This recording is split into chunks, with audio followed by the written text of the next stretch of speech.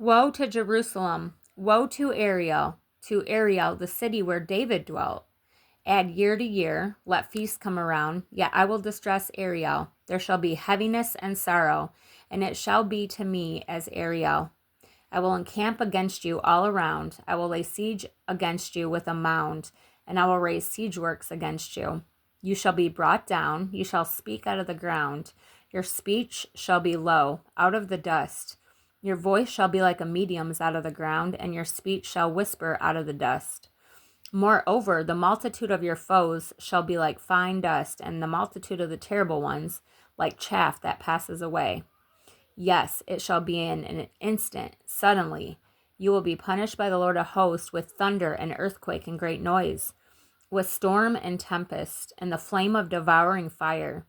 The multitude of all the nations who fight against Ariel, even all who fight against her and her fortress, and distress her, shall be as a dream of a night vision. It shall even be as when a hungry man dreams, and look, he eats, but he awakes and his soul is still empty. Or as when a thirsty man dreams, and look, he drinks, but he awakes, and indeed he is faint, and his soul still craves. So the multitude of all the nations shall be who fight against Mount Zion. The blindness of disobedience. Pause and wonder. Blind yourselves and be blind. They are drunk, but not with wine. They stagger, but not with intoxicating drink. For the Lord has poured out on you the spirit of deep sleep, and has closed your eyes, namely the prophets, and he covered your heads, namely the seers. The whole vision has become to you like the words of a book that is sealed, which men deliver to one who is literate, saying, "Read this, please."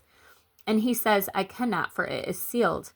Then the book is delivered to one who is illiterate, saying, "Read this, please." And he says, "I am not literate." Therefore the Lord said, "Inasmuch as these people draw near with their mouths and honor me with their lips, but have removed their hearts far from me, and their fear toward me is taught by the commandment of men. Therefore, behold, I will again do a marvelous work among this people, a marvelous work and a wonder. For the wisdom of their wise men shall perish, and the understanding of their prudent men shall be hidden. Woe to those who seek deep to hide their counsel far from the Lord, and their works are in the dark. They say, 'Who sees us, and who knows us?' Surely you have things turned around. Shall the potter be esteemed as the clay? For shall the thing made say of him who made it, 'He did not make me'?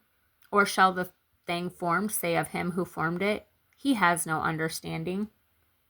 It is not yet future recovery of wisdom. It is not yet a very little while till Lebanon shall be turned into a fruitful field, and the fruitful field be esteemed as a forest. In that day the deaf shall hear the words of the book, and the eyes of the blind shall see out of the obscurity out of darkness. The humble also shall increase their joy in the Lord, and the poor among men shall rejoice in the Holy One of Israel. For the terrible one is brought to nothing, the scornful one is consumed, and all who watch for iniquity are cut off. Who make a man an offender by a word, and lay a snare for him who reproves in the gate, and turn aside the just by empty words? Therefore, thus says the Lord, who redeemed Abraham concerning the house of Jacob.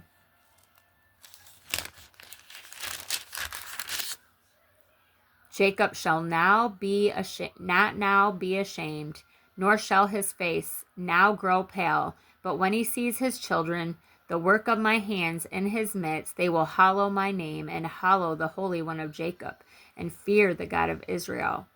These also who erred in spirit will come to understanding, and those who complained will learn doctrine.